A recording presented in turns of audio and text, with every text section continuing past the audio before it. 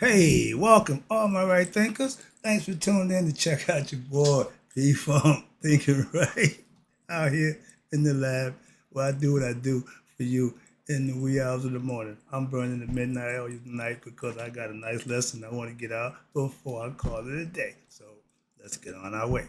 Rightism, 25 rules to live by. Storytelling, story with a message, message is the story for life. I give you life lessons. You tune in and receive them. I appreciate you. We got a good thing going. Let's continue. Right thinkers, right thinking mission, and that's what I'm on, is to enlighten, inspire, educate, and motivate you, the individual, to a higher spiritual level of enlightenment, giving you knowledge and information that you can use. That's enlightenment. Right thinking is a way of life through mental and spiritual discipline practice daily will help and guide you to obtain your goal of spiritual enlightenment, aka know thyself. My mission is that all right thinkers know thyself. If you're a right thinker, your goal is to know thyself. So I ask the question, do you know you? It's rhetorical. And if you don't have the answer for yourself, don't worry about it. Tune in. I can help you out with that. That's what I do. Get you to know you. A person who knows not and knows not that they know not is foolish. Disregard them. A person who knows not and knows that they know not is simple. You can teach them. That's why I do what I do for you. Appreciate you too. Stay tuned. I got more for you. A person who knows not and believes and think that they know is dangerous. Avoid them. I do. A person who knows and knows not that they know is spiritually asleep. I can awaken them. I'm the spiritual alarm clock, here to wake you up with knowledge of self. A person who knows and knows that they know is wise. Follow them. All these persons reside in you. Right thinkers, know thyself and to my yacht, be true. I'm gonna take a little heat for this one, but I'm just asking questions. And from a certain perspective, I don't know if y'all look at it this way, but maybe I'm just a little strange that way. So I got a perspective I want to run by you. Right thinkers, let's talk about from what I see, the biblical God didn't want man to know thyself. What you mean? Yeah, I knew I get that. But for my Christian biblical people, you say that in the Garden of Eden, man had all the trees to eat from, except the one, which was what? The tree of knowledge? Hmm. God don't want you to eat of that tree. So the serpent, who's the bad guy, come and whisper in your ear, he ain't being straight with your wife, because if you eat from there, you be like him. You obtain knowledge of self, you be like God. Newsflash, ancient Egyptians, God wanted just that for you. So this God that y'all following, that wasn't his intent, obviously, according to what y'all write in the book. So the God of your Bible is the devil. Why? Perpetrating the real God to what? To you ignorant people who believe what somebody told you. According to the book, if the serpent is the wise one who knew God was what? Perpetrating the fraud, and he told you what to do, and you did it, and you got the knowledge of self, and you realize, whoa, some things are a little different. Again, that tells me that you already got God outside of his creation, which is another problem I got with your concept, and this is playing out. Why? When he came through, y'all was hiding from God. He had to ask, where y'all at? Oh, what y'all did? So something was going awry there, and I'm just looking at it from a point of view that my man Morgan, and this is how he looking at it. I'm like, I didn't think about it that way. I'm sure most Christians don't either. So just going on, let me see how this work out. So God is, from my perspective, truth. The God of the Bible is not him. Trust me on that one. According to y'all. He forbids you to get knowledge, to make you like him. And when you got the knowledge and became like him, he punished Eve and he punished the serpent. But he told man, I told you not to eat of that tree. So he didn't want man to have knowledge of self, obviously, according to what y'all say. Now, I study religious history, and the God of the Bible, according to history, is the fake. And most Christians ain't gonna want to hear that, ain't trying to hear that. I get it, but that don't change the fact that that's what it is. Because you believe it don't mean it ain't what it is. Open your mind, open your eyes, and pay attention. The God I serve wants you to know him, not believe in him so you can serve and earnest and worship him with knowledge of him and carry him with you all the time. You got to be conscious of that. He's in the heart. All you got to do now is get him in the mind. Heart, mind, coherence, thinking as one, functioning as one. That's your higher consciousness. You know thyself. That's the goal for our ancient ancestors. That's what they lived for.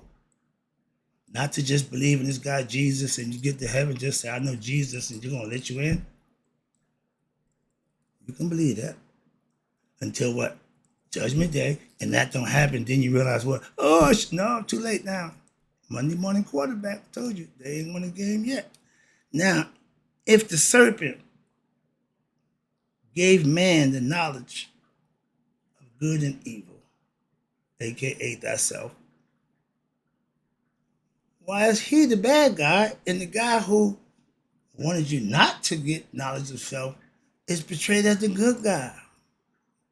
Again, to follow along, we talk about watching out for the false prophets.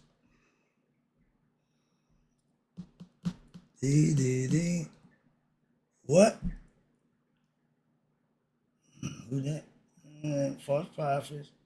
What about God? Okay, we talking about false prophets. What about false gods? Did they warn you about that one? I'm just saying.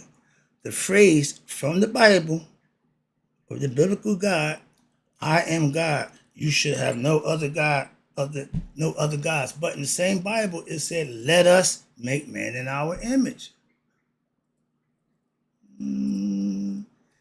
If he was the true God, he won't have to tell you who he is. I'm just saying. If I give you knowledge of self and you realize the truth for yourself, that make me the bad guy for enlightening you to what you was told or what you believe. The one who did that to you, you should look at them before you fault me. Some people mad at me for telling the truth. Really? Yeah, trust me. Don't care, personally. But religious followers are ignorant. Simple as that, of who? Their true God, them higher self. Why? Because they're believers in what somebody told them. They haven't experienced God for themselves on their own terms. Why? They too busy chasing this other God, going the wrong way. And you don't want to find that out on Judgment Day. Heart be plenty heavy when you got a bunch of bad information and believe a bunch of nonsense. You're going to carry a whole bunch of stuff with you into that hall of truth. Okay? So light in the heart is what? Learning, knowing the truth, and living by them. If God wanted man to stay ignorant of himself, is that really God? Or that a God that you want to serve? If the serpent opened your eyes to the truth about the false God, you get upset with the serpent? Again, don't get mad at the messenger if the message is not what you like or what you want, or what you thought. If the message is of truth, just take it and deal with it. Don't get mad at the messenger. And if you don't fall in love with the messenger either, you can either love him or hate him. But neither one makes the difference. Why? He's just a messenger. To you religious followers, I'm the serpent with what? With knowledge that's going to what? to free you, enlighten you with what? Knowledge of self, so that you can experience God for yourself. You ain't got to believe me, but I tell you, I ain't gonna tell you nothing about God. It said if you worship and serve Him in earnest and do the right thing, you'll get something in return. I can tell you that. Why? I know that for a fact. I ain't preaching it. I'm teaching it. I'm trying to explain it to you.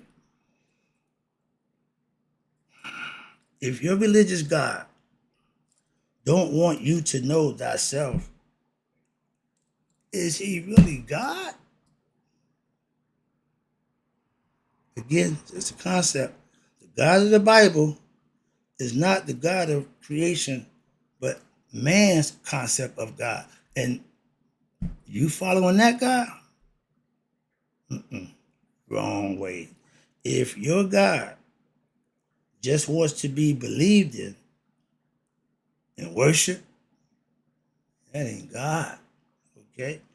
I serve a God who, of my understanding, first of all, y'all serve who y'all believe in, I serve who I understand. Why? True God, not biblical God. Why? I don't do the Bible. So that whole concept that y'all got means nothing to me at all. Understand that, no disrespect. But I got none of that, period. Why? I know what that is. You just don't. Moving on. Simple. God should be what? Studied. Why? And through that, you can experience Him, to be known by you. And then you can be worshiped. He can be worshiped by you in earnest. And you know now who you worshiping, who you serving. The God of the Bible don't have the power to keep you honest. Obviously, why? A lot of y'all religious pastors and preachers who profess to be God-fearing men go awry. A lot. You don't find many comedic, conscious men going awry. I'm sure you can find one. I'm sure, but on the whole, we don't do that. Maintaining integrity and respect is the only way to get your legacy and keep it in shape. A blemished reputation of doing what you do is the way to leave a legacy. Not a bunch of, he had this, he did that, he did that, well, all that. Okay, it stunts your legacy. It stains your legacy. Simple. Where we at? Okay, the Bible. Okay, that's it. Why do so many religious followers do wrong in the name of God? I ain't got that much time to wait, but it's a lot of that going on. Another question. Moving on. If you're being rewarded, not blessed for wrong actions, you're definitely serving the wrong God. You're serving yourself. If you want this and accolades and fame and fortune, that ain't godly. I have a pastor who is humble as any man I've ever seen, and I got nothing but respect for him. But that's how he is. I know that about him. No problem with that. That's a God-fearing man. Again, you don't, you show, you be. Okay, that's by God. You experience Him. So when we talk about God, we have our own experience personally with that, so we can talk from experience. And we talk blessings all the time, every day. Moving on. The God I serve knows all. That's why karma is His hit woman. Why?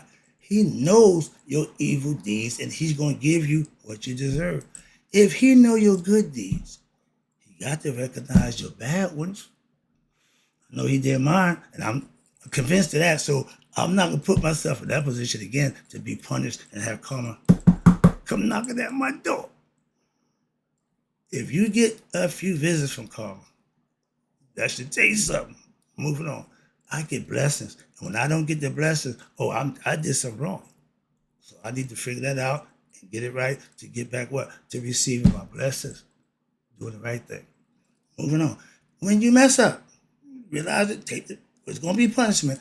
You're not going to get away doing the wrong thing with no, you're going to get recourse. Okay, you're going to get some action against what you did. You reap what you sow. You can do bad and expect to get away with it. Simple. Moving on. That's personal. That's reflection on your own self. That's integrity. Doing what's right when nobody's watching.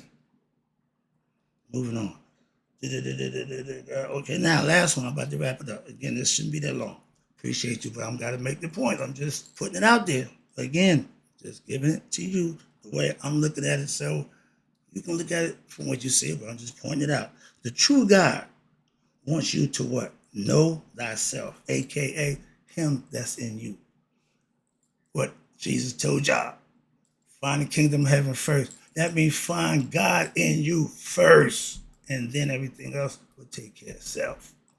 We want everything else, and then at the end, we want to find God. Don't work that way, okay? Simple as that. So let's go. End it up. Now, right thing of philosophy. What I teach. God says, he or she who knows and magnifies me, I would know and magnify them. How would he know if you did or didn't do? He's inside you. He's not up high looking low. Simple as that. Moving on. God is what? Truth. He's always been truth. No matter what you call him, how you deal with him, he's still going to be truth. He's truth to this day. Understand that. And no superstitions or belief systems can equal what? The truth. You can believe a lie all you want. The truth will always prevail. That's why the good guy never win in the end. Why? It ain't good. If you think God is outside you, outside yourself, and according to y'all, he's in the burning bush. He's up in heaven, sitting on a cloud. He's coming down and taking Enoch to heaven and watching, fighting with your boy Jacob for the pioneer. All these things. If you think that literally happened, you got some issues you should be dealing with. Simple as that. I'm just keeping it real. Don't make a difference how you feel about that. Could care less. The God that I worship is the God that what? Inside of his creation. Us. You can be religious and have your belief system and believe God is anywhere you want. That's your choice. I don't partake in that. Last one, wrapping it up. Again, I appreciate you tuning in. I hope you get the point. I'm just putting it out there from a perspective that, according to y'all, this is, well, I've got some problems. Moving on. The God that sits on high, outside of us, can't worship him.